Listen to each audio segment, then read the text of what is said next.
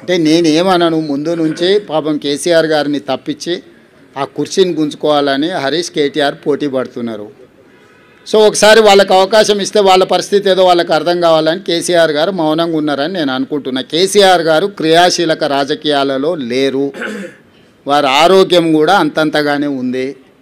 క్రియాశీలక రాజకీయాలలో లేకుండా ఆరోగ్యం అంతంతగా ఉన్న ఒక నాయకుడిని విమర్శించడం భావ్యం కాదని నేను భావిస్తున్నా. కేసీఆర్ గారు క్రియాశీలక రాజకీయాలకు వచ్చినప్పుడు తప్పకుండా వారి పట్ల నేను స్పందిస్తాను.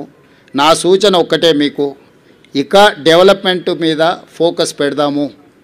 రాబోయే 2 సంవత్సరాలు ఫోకస్డ్గా మన రాష్ట్రాన్ని అభివృద్ధి చేసుకుందాము, సంక్షేమ పథకాలు అమలు చేద్దాము, రాష్ట్ర ఆదాయాన్ని పెంచుకుందాము, వనరులను సమకూర్చుకుందాము, అభివృద్ధికి సహకరించండి అని ప్రధాన ప్రతిపక్షం హరీష్ కేటీఆర్కు చెప్తున్నా. కేంద్రం నుంచి నిధుల కోసం సహకరించమని కిషన్ రెడ్డి గారికి చెప్తున్నా.